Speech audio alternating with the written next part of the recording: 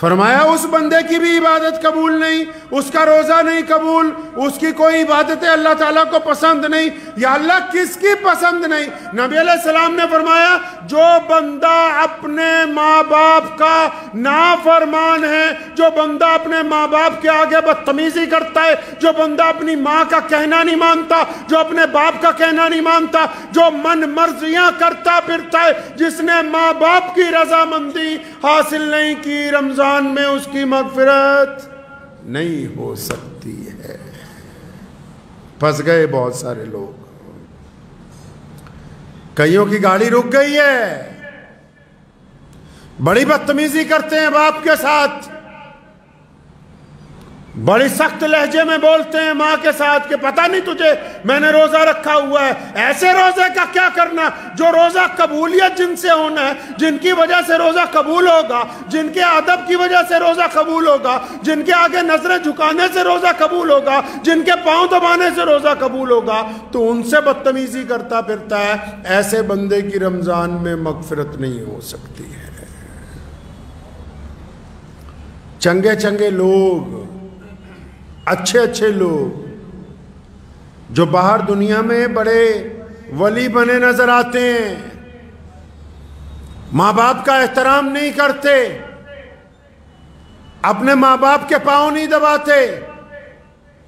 एक साहब थे बड़े मामूली से दीनदार, और जो दुआ करते थे कबूल हो जाती थी, और हालांकि कई गुनाह भी कर देने। तो बड़े हैरान हुए इमाम साहब, पूछने लगे तू करता ऐसा क्या है? कहता मैंने तो आज तक ये देखा है भी जो भी मांगा है वो कबूल हो जाता है। कहाँ जाके मांगता है? तू नमाज पढ़ता है निकल जाता है, कोई लंबी दुआएं नहीं मांगता। कहता रोज रात को जब घर जाता हूँ ना, अपने बाप के इत्मीनान से बहुत देर पाँव दबाता हूँ, फिर अपनी माँ के पैर दबाता हूँ, फिर उनके दोनों पाँव को अपनी बाजुओं में लपेट के सर रख देता हूँ अल्लाह ताला की हुजूर। और फिर मैंने आज तक अपने माँ बाप के कदमों में सर रख के अपने अल्लाह के आगे जो कुछ मांगा है वो आता हुआ है, आज तक कोई दुआ रद्द नहीं हुई है।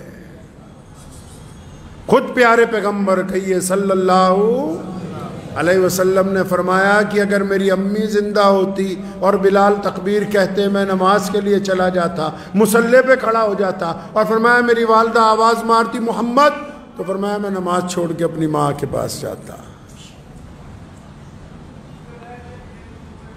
अब जो लोग इस गुनाह में मुलव्विस हैं, रमज़ान में भी कितना खूबसूरत मौका है, कितने प्यारे दिन हैं, कितनी प्यारी रातें, कितना प्यारा साथ है। और अब तो अल्लाह ताला ने कितनी आसानी करवा दी कि यही जो व्हाट्सएप है, यही जो आपके हाथ में मोबाइल पकड़ा हुआ है, अगर माँ बाप दूर भी हैं तो माफ़ी के चंद जुमले नदामत के आंसुओं के साथ व्हाट्सएप पे रिकॉर्ड करके भेजने हैं। चंद बातें फ़ोन पे अपनी माँ से करनी है, अपने बाप से करनी है। और माँ बाप में अल्लाह ने मादा रखा है माफ़ करने का। अगर रोज़ेदार अपने वालिदैन को राज़ी कर लेगा तो फिर अल्लाह तबारक व तआला उसका रोज़ा कबूल कर लेंगे इंशाअल्लाह।